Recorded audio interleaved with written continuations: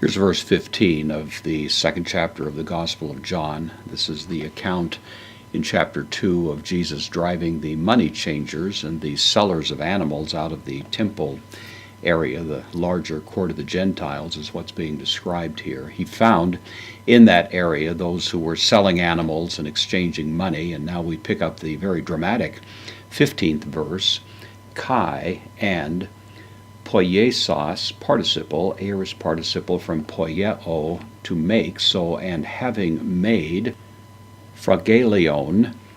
This is a word that can mean a whip or a scourge, something like that. And yet what we hear is that he made this whip or scourge skonion.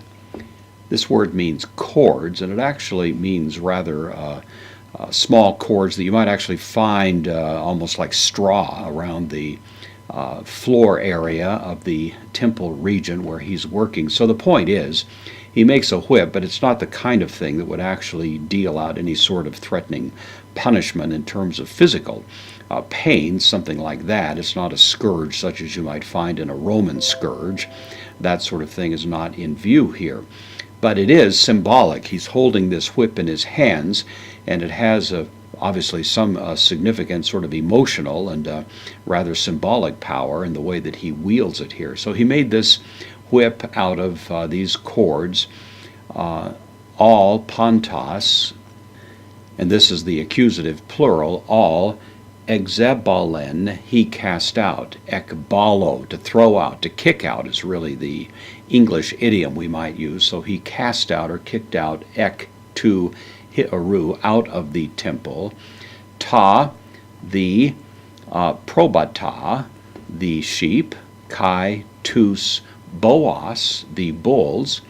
Kai, ton, kolubiston is another word that means money changer. It's a different word from the one that we saw earlier, but it amounts to the same thing. So he drove out these animals, and then we hear that of the money changers, ekeo, which means to pour out, to pour something out, and it's the kerma, the coins, that were being used by these money changers. Kai, tas, trapezos, the word means table. This is the plural, accusative, the tables.